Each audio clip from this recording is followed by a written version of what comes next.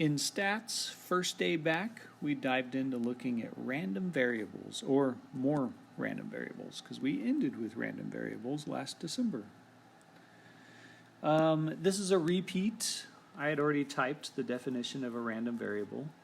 This is whenever you can have like a number for an answer if it's a chance process. So this first phrase or sentence is key.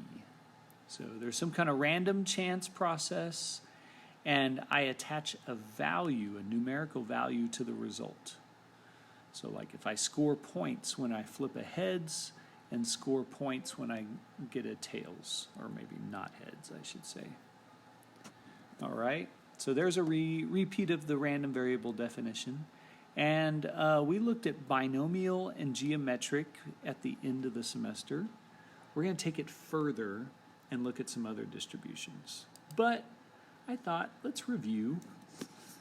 Let's look at a similar example that we looked at back in December.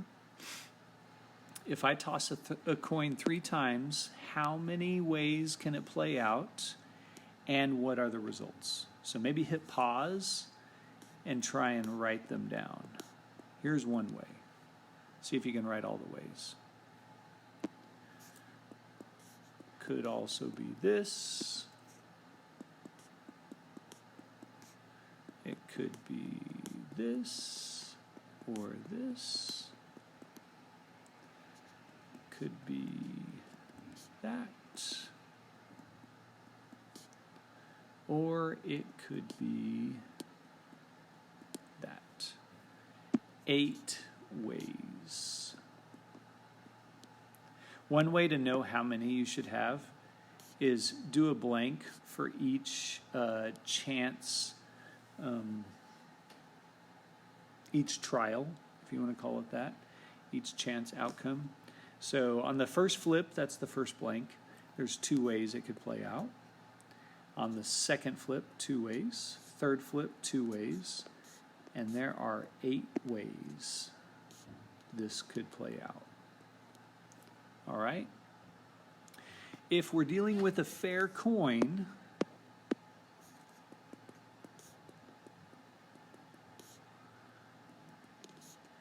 they are all equally likely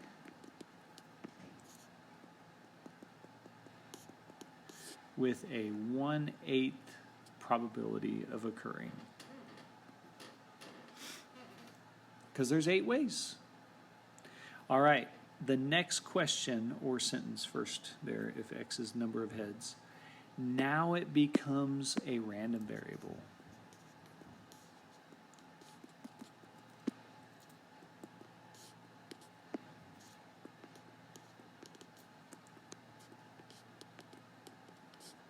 Before, at the top of the page, flipping a coin 3 times, that is not a random variable. But when they define x as the number of heads, now it's random. This happens to be a specific distribution. It's binomial with 3 trials, and each flip has a 0.5 chance of being heads. So that's review, that binomial part right there. But they ask for the probability distribution of x. When they ask that, they're asking for this table and the description I wrote to the left. But they're really wanting this table. And that is, what could x possibly be, and what are the chances of each x? So for example, if I got 0 heads, this one right here, x would be 0, right? Or maybe I get 1 head, or 2, or 3. And then when you have that sample space at the top, so this is the sample space.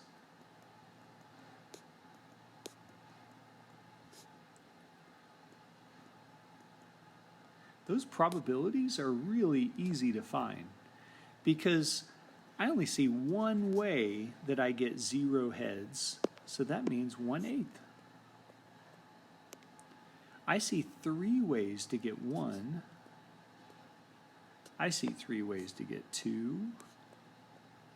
And I see 1 way to get all heads. One way to know if you did it right is they should all add up to 1.0.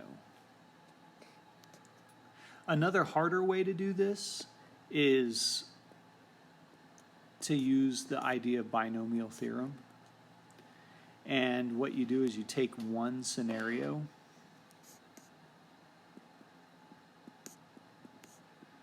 and I know to get heads that's 0.5, to get tails 0.5, and tails 0.5. But that's just one way. If I look back at my sample space, there were 3 ways I could move that H through the 3 spots. So there are 3 ways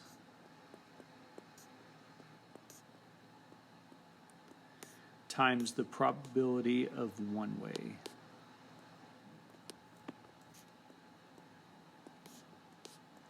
And that should give us 3/8. Let's see, probability of 1 way. And that way always works if it's binomial. You got to figure out how many ways it could happen times the probability of 1 way. And you get 3/8. That was just an example on the side. Then you'd have to do that for the 3 other possible outcomes, but notice the sample space made it very easy. I would go the sample space route. So it doesn't have to be binomial. It could be a completely other scenario, but still discrete. So a little refresher at the very top. Oh, by the way, previous example, X was discrete. I can't get like half heads or 0.75 heads. So it's discrete. That right there is a little review on how to, the rules of probability. They got to be between 0 and 1. They got to all add up to 1, and so on. But here's a completely different scenario about APGAR scores and the score a baby gets when they're born. So exciting, you take a test right when you're born. And they measure all these things: skin color, heart rate, muscle tone, breathing. That's like a reflex response. And you can get a score anywhere from 0 to 10. Looks like it's very typical to get an 8 or a 9. All the others are super unlikely. And they want to know if this is legitimate. So first of all, this is not binomial. They're not all equally likely. You can get 11 different scores. This is not binomial. There's not a fixed number of trials. So if they ask to show that it's legitimate, check to see if they add to 1. So I would say 0.001 plus 0.006, and if you trust me, we're just going to say they do. And that is perfectly okay for you to do the ... thing. Yes, they add to 1.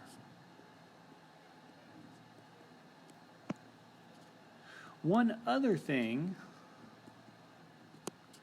is they may ask you to make a histogram. It's really simple. It's a little annoying to have to do, but you do your quadrant 1, and you make a dash for every possible value. So 0, 1, 2, 3, 4, all the way up to 10. And since discrete,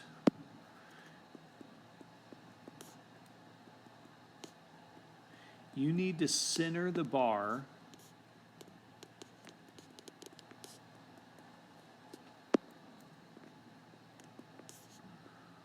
over each value. Now, I think if you just see the graph, it's going to help you a little better. So I'll pull up a graph from a previous class, and that way you don't have to watch me sit and make it, because really you just make a bar over each value. It's pretty simple. So the y-axis does not have to go to 1. It only needs to go as high as the highest probability. So, I don't know, 0.45, 0.44, something like that. But here is the histogram we made in one of the other class periods. So probabilities are on the y-axis, APGAR scores are on the x. Each bar, and I realize 0 to, well, even to 6. It's not very accurate. Those bars are probably all too high, but you get the right idea. So you make a bar for each potential APGAR score, and the bar has to be centered over the value. So arguably, this bar runs from 6.5 to 7.5. And that's because the area of that bar is geometric. It's the probability of getting a 7 on the APGAR test. So it's 1, that's the width, times the height, which is 0.099. Probability of 7 is 0.099. All right, see y'all later. Bye.